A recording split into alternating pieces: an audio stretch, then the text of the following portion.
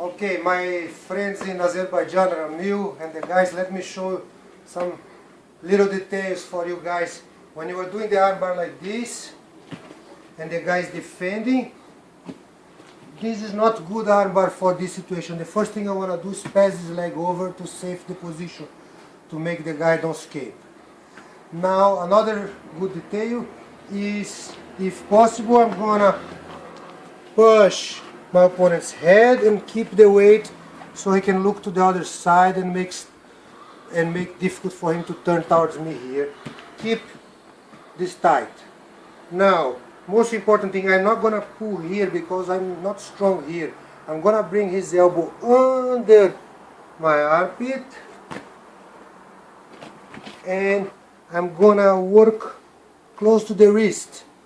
And I'm gonna not pull up this way, I'm gonna bring both arms to me and start to pulling this way.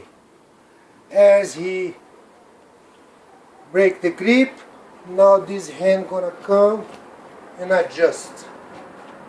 Okay, once again, if I'm pulling here, I'm not strong. I'm gonna bring his elbow under my armpit and I'm gonna try to work also on the wrist. I can pull like this or to the opposite, depending on how he grips.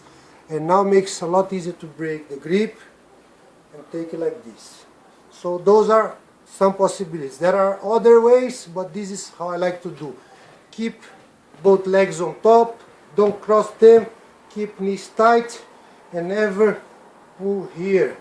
We're gonna be pulling here, that way, and then that way to help break the grip. Even against strong guys, it can work. If the guy is very strong, I can help with this leg also. Once again,